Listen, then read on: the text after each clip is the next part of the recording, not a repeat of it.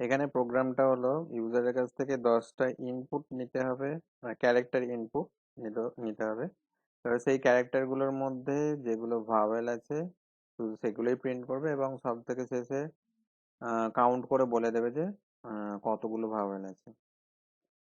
তো ক্লাসের নাম দিয়েছি ভাওয়েল, ভয়েড মেনের মধ্যে লিখেছি একটা, তো ভি নামে একটা অ্যারে ডিক্লেয়ার করেছি, যেটা ইনিশিয়ালাইজ করে নিয়েছি ভাওয়েল দিয়ে, মানে small A E I O U, তারপরে capital A E I O U. আচ্ছা, আর এবার এ নামে আর একটা অ্যারে ডিক্লেয়ার করেছি, যার মাধ্যমে আম, আমরা ইউজারের কাছ থেকে ইনপুটটা নেব। তো এটার টোটাল সাইজ হচ্ছে 10, 10টা ক্যারেক্টার ইনপুট নেবে ইউজারের কাছ থেকে। তো সি নামে একটা ভ্যারিয়েবল ডিক্লেয়ার করেছি, এটার কাজটা পরে দেখছি। স্ক্যানার ক্লাসের একটা অবজেক্ট এসসি ডিক্লেয়ার করলাম, নেক্সট প্রিন্ট করেছি এন্টার 10 ক্যারেক্টার্স। বেশ, নেক্সট যে ফর লুপটা চালিয়েছি, এখানে 10টা ক্যারেক্টার ইনপুট নেওয়া হচ্ছে। তারপরে এবার মেন কাজটা হচ্ছে যে এখানে আমি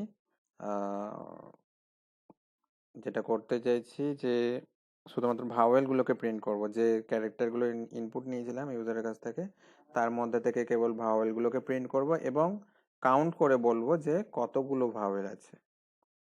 আচ্ছা, তো প্রথম যে লুপটা আছে আই দিয়ে, এইটার কাজ হচ্ছে এই লুপটা চলছে 0 থেকে এ ডট লেন্থ মানে হচ্ছে যেটা আমি ইনপুট নিচ্ছি, সেই অ্যারেটা অ্যারেটার লেন্থ মানে 10,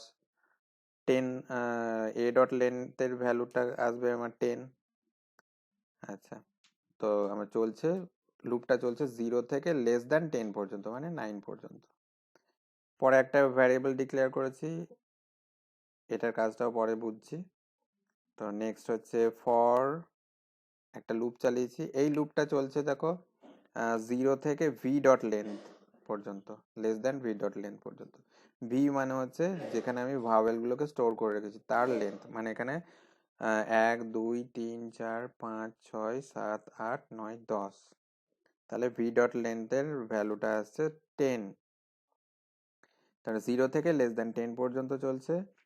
আচ্ছা, ইফ এআই এআই এর মধ্যে ভ্যালু, মানে যেটা আমার ইনপুট নিয়েছি সেটার প্রথম যে আয়ের ভ্যালু প্রথমে হচ্ছে 0, তার মানে এ জিরোর মধ্যে যে ভ্যালুটা আছে সেটার সঙ্গে ভি 0-র ভ্যালুটা চেক করছে, কারণ জে এর ভ্যালু এই মুহূর্তে 0।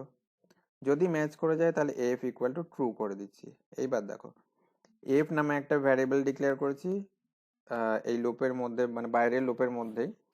তো এটার কাজ হচ্ছে এটা শুধুমাত্র মার্ক করে রাখছি যে আহ, তোমার কি বলবো, এই কন্ডিশনটাই ঢুকেছিল কি ঢোকেনি সেটা মার্ক করে রেখেছি।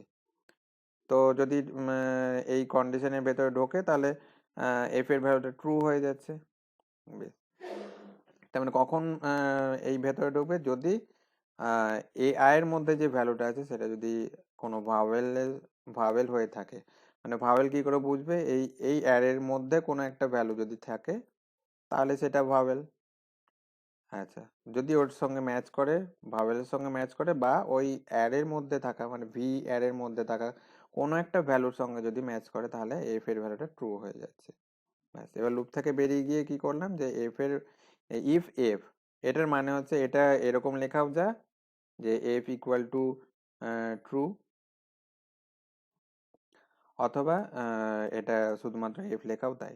মানে এফ লেখার মানে হচ্ছে যদি ট্রু হয়, যদি ট্রু হয় তাহলে আমরা এই কাজটা করবো। এখানে কি করছি যে ওই অ্যারের যে এলিমেন্টটা মানে ভাওয়েল আছে সেইটাকে প্রিন্ট করে দিচ্ছি।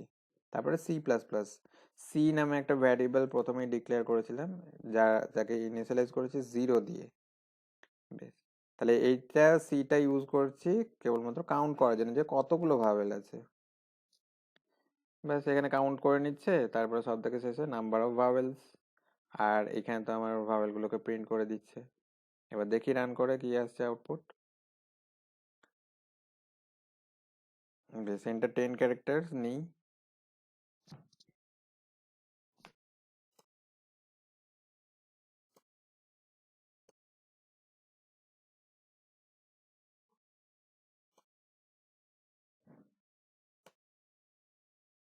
রামপুরহাট বীরভূম। আচ্ছা, বি পর্যন্ত নিয়েছি। তো এখানে দেখো রামপুরহাটের আর এ একটা ভাওয়েল, ইউ একটা ভাওয়েল, তাহলে এ ইউ, আর এখানে আর একটা এ আছে, এ। তাহলে এখানে প্রিন্ট হয়েছে এ ইউ এ, আর নাম্বার অফ ভাওয়েলস 3। ব্যাস, এরকম ভাবে আমরা ভাওয়েল চেকটা করতে পারি।